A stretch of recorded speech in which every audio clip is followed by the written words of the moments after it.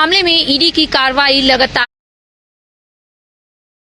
जारी है। इससे पूर्व में 6 मई को ईडी की टीम शुरू कर दी थी।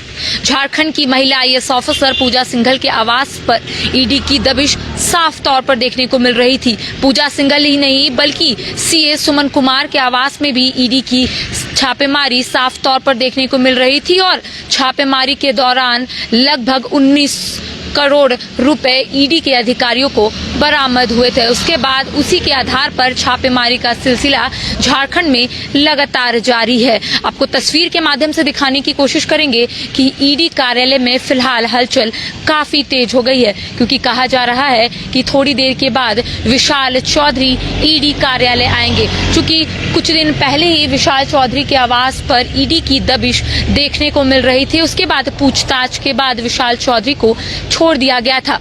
लेकिन सबसे खास और महत्वपूर्ण बात आपको बताएंगे कि विशाल चौधरी अपनी पत्नी के साथ थाईलैंड जाने के फिराक में थे, लेकिन जब वो दिल्ली एयरपोर्ट पहुंचे तब दिल्ली पुलिस ने ईडी के अधिकारियों को ये सूचना दी कि विशाल चौधरी अपनी पत्नी के साथ थाईलैंड जाने वाले हैं। जिसके बाद ईडी के अधिकारी दिल्ली एयरपोर्ट पहुंचकर विशाल चौधरी को कहा कि वो 28 नवंबर को ईडी कार्यालय आए। अब सिर्फ इंतजार इस बात का है कि आखिर कब विशाल चौधरी ईडी कार्यालय आएंगे। चूंकि आज 28 नवंबर है और आज के ही दिन विशाल चौधरी को ईडी के अधिकारियों की ओर से समन जारी कर उन्हें आज बुलाया गया है। चूंकि मनरेगा घोटाला से ये जो जांच का दायरा है वो शुरू हुआ था और खनन विभाग तक पहुंच गया, और ऐसे में ईडी की जो कार्रवाई है वो लगातार बढ़ती जा रही है। ईडी का जो दायरा है जांच का वो लगातार बढ़ते जा रहा है, और ऐसे में कब किसके आवास में छापेमारी हो रही है ये किसी को भी पता नहीं चल रहा है। लेकिन अब से थोड़ी देर के बाद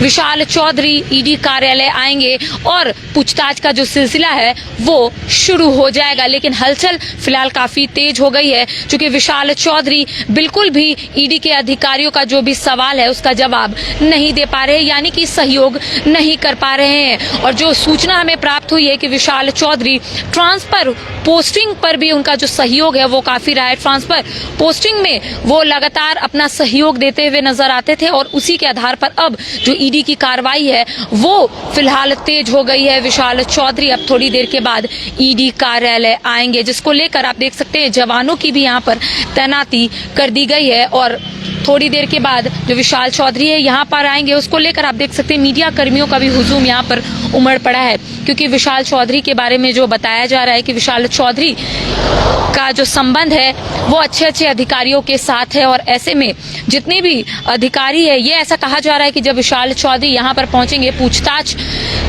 जब उनसे होगी तब कई आईएएस ऑफिसर और कई अधिकारियों के नाम सामने आ सकते हैं। लेकिन इंतजार सिर्फ यही है कि आखिर कब विशाल चौधरी ईडी कार्यालय आएंगे। वो भी तस्वीर हम आपको दिखाते रहेंगे कि विशाल चौधरी आखिर कब ईडी कार्यालय आते हैं। फिलहाल मेरे साथ इतना ही। कैमरा पर्सन संजय के साथ करिश्मा सिन्हा, 22 को रांची।